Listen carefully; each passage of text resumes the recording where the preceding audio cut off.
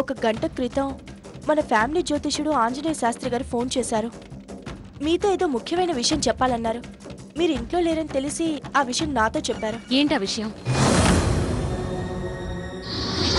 చెప్పవేంటే? నా వల్ల కాదత్తయ్య, నేను చెప్పలేను. మీరే శాస్త్రి గారితో మాట్లాడండి.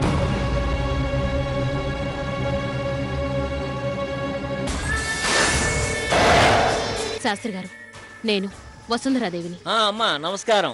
ఎలా ఉన్నారు? బాగున్నాను.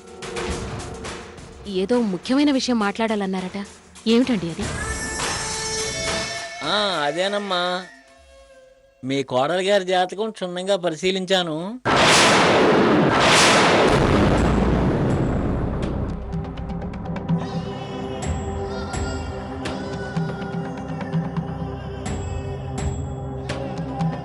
భూమి, లోపలికి వెళదాం పద.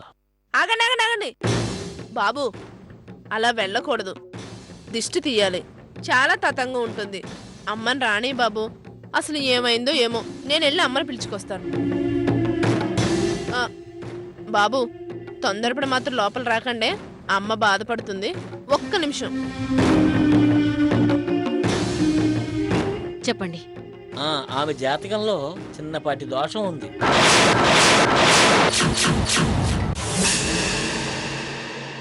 ఏంటి శాస్త్రి గారు?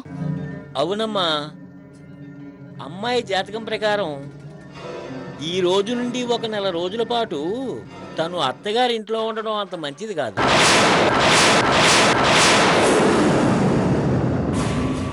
ఏంటి శాస్త్రి గారు, ఏంటి మీరు చెప్పేది? అవునమ్మా, అది ఫోన్లో చెప్పే విషయం కాదు. కానీ ఏముందిలే అని ఆ విషయాన్ని బట్టుకు మీరు నిర్లక్ష్యం చేస్తే అది మీ అబ్బాయి ప్రాణానికే ప్రమాదం.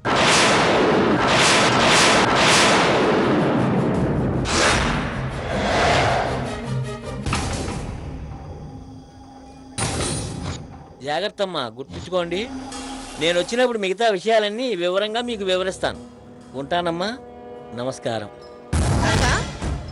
అక్క అక్క, అబ్బాయి బయట నిలబడడానికి ఇబ్బంది పడుతున్నాడు. ఆలస్యమైతే అసహనంతో లోపలికి వచ్చేలా ఉన్నాడు.